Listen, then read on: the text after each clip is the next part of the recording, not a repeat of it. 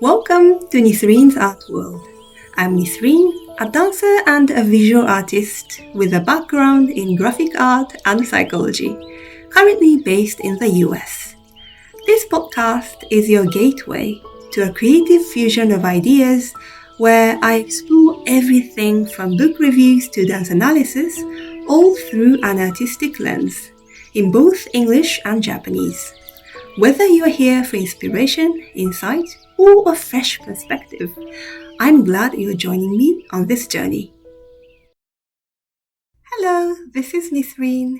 Welcome to the third episode of Season 3 of my podcast.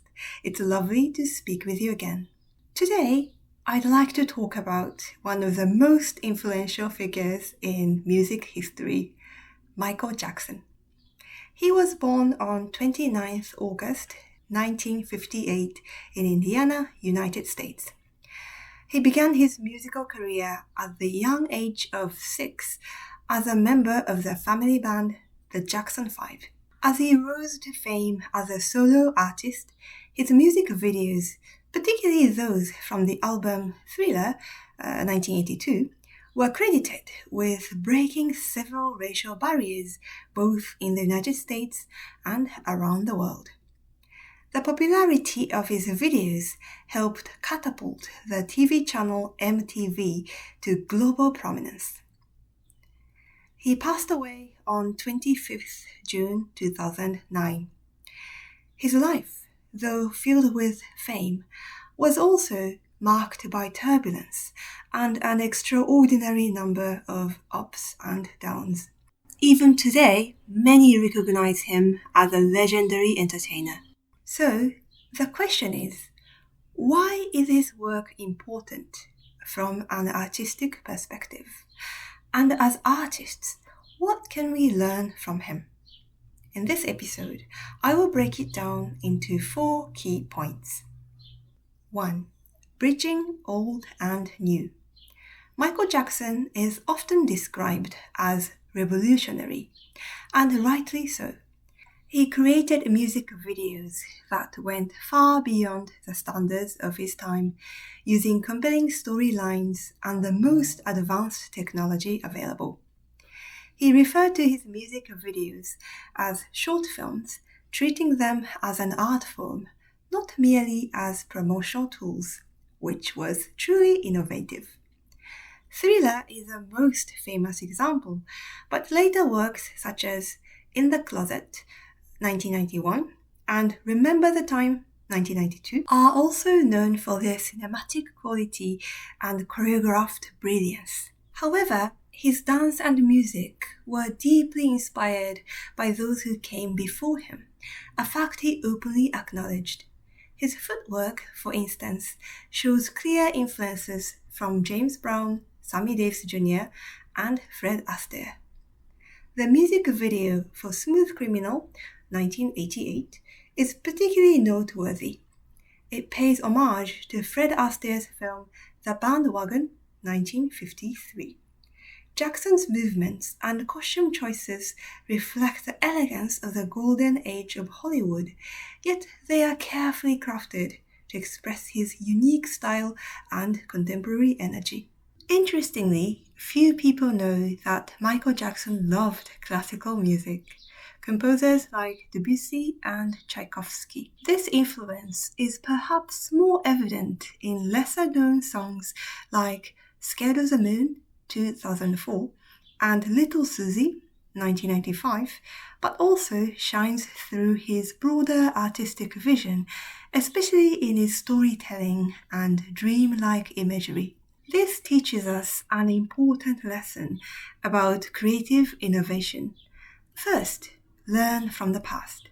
Then, integrate elements that only you, living in the present, can bring.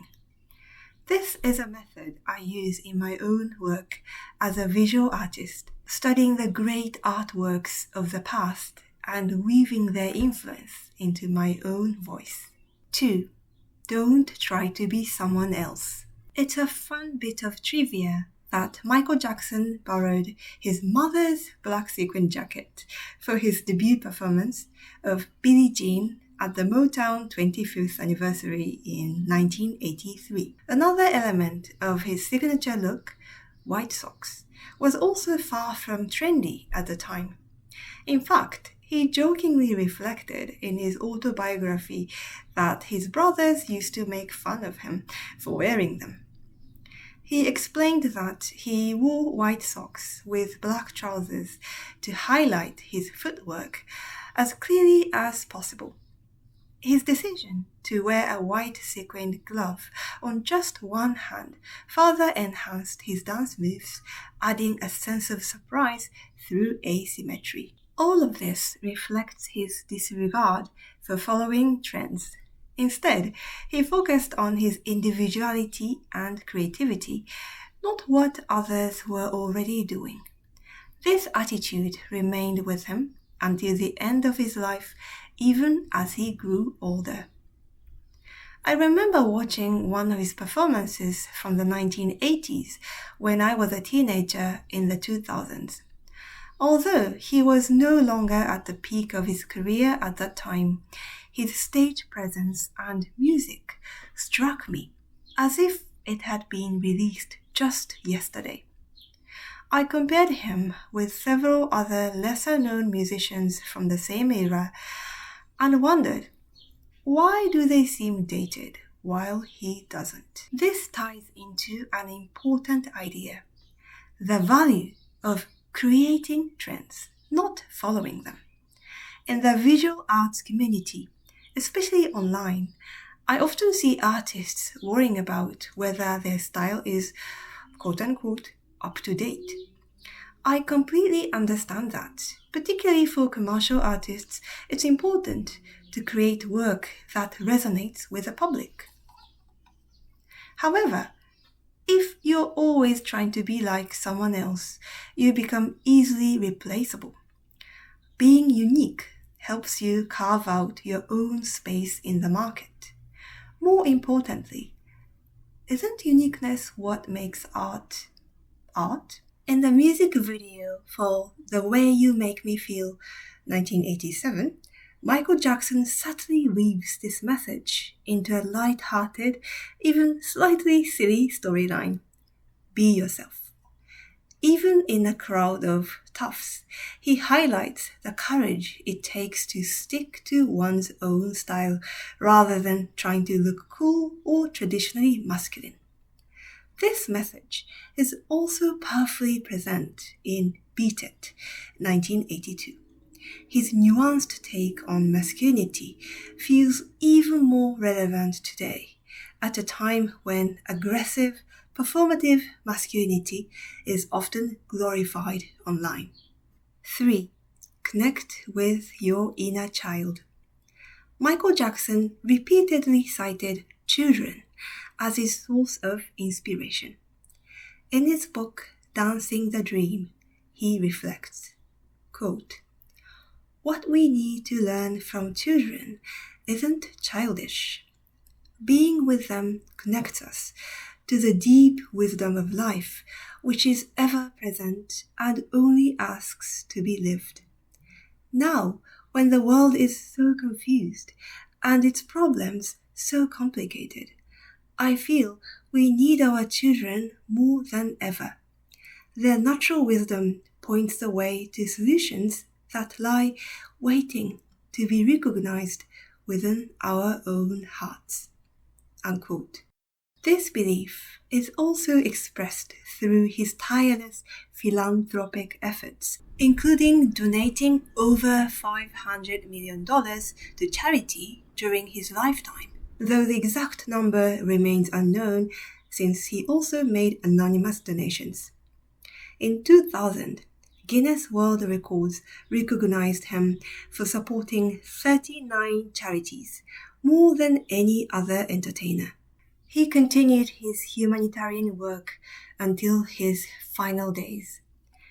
Given this, one can imagine that the allegations of abuse directed at him affected him deeply.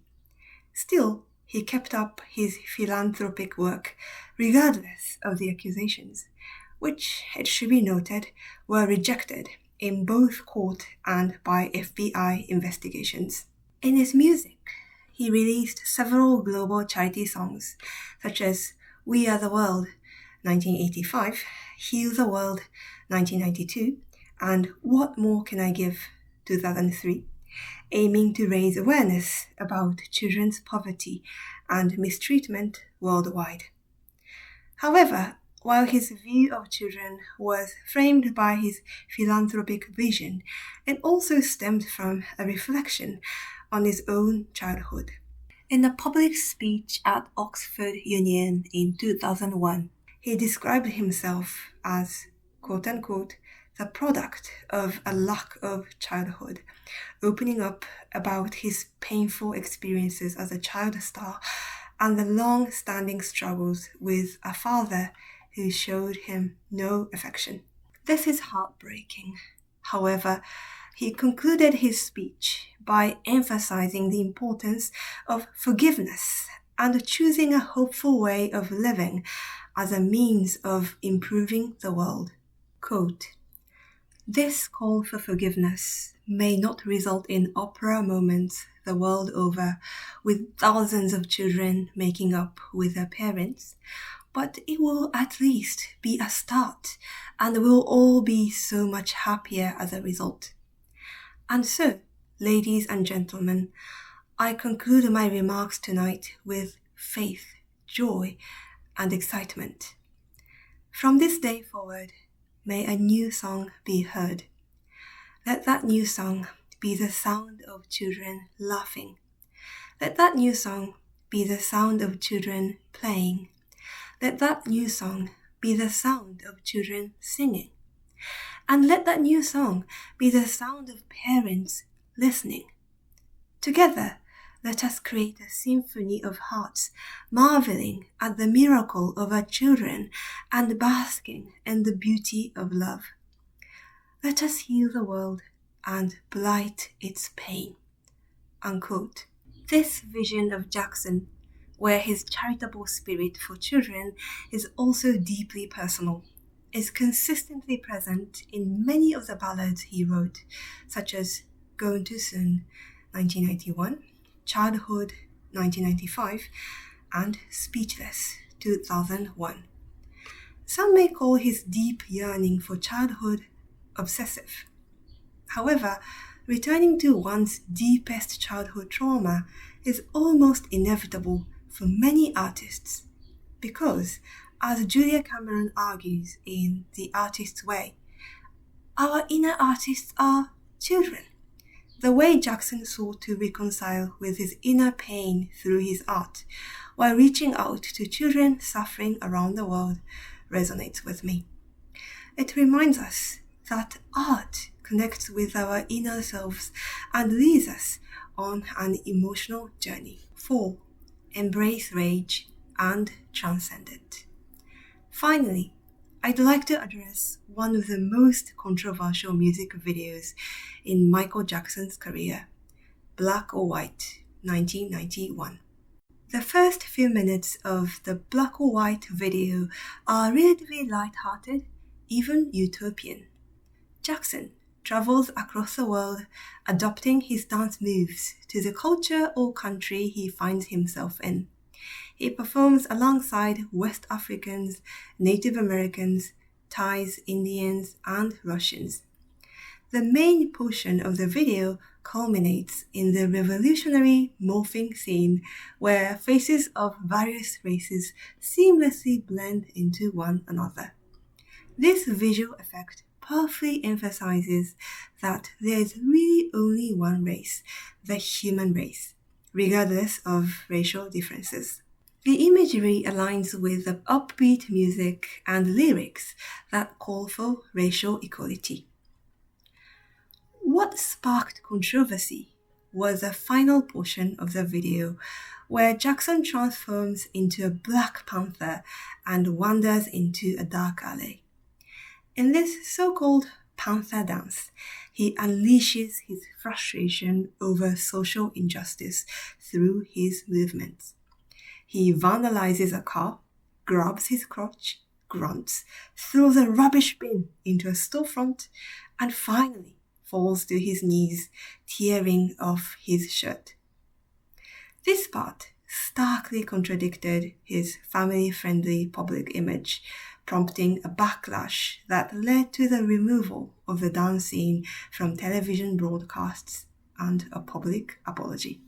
However, I believe this final sequence is actually the core spirit of Black or White.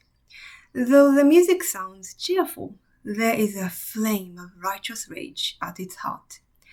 The line, "I am not going to spend my life being a color," doesn't come from naive optimism. It comes from deep, passionate anger against injustice. This approach to addressing social issues is consistent throughout his work. Jackson first invites his audience with visual spectacle and catchy pop tunes, then reveals raw emotion through his voice and dance. We see this in the full version of Bad, 1987, where he expresses the sadness and frustration of being alienated from his own community, and in They Don't Care About Us, 1996, where he performs in a prison setting with inmates, underscoring themes of systemic oppression. In all these pieces, his message is clear: stand up for equality. In one of his most political songs, History, 1995, Jackson includes audio from Martin Luther King Jr.'s I Have a Dream speech, underscoring his core belief that we will be free one day. These layers of faith in humanity and his multi-dimensional approach to the theme of human equality show us how art can connect the personal and the political in a deeply inclusive and impactful way. Michael Jackson was a unique artist, distinguished by his ability to transcend generations and establish his own signature style. He channeled a sense of human innocence while also raising global social awareness through his songwriting, singing, dancing, and philanthropic pursuits. As artists, regardless of genre or field, we can continue to learn from his artistic journey and the depth of his creative expression. How did you find today's episode? I hope you enjoyed it. If you did, please consider leaving a review or comment. Liking and subscribing to my YouTube channel will be more than welcome. Thank you so much for listening. Goodbye for now.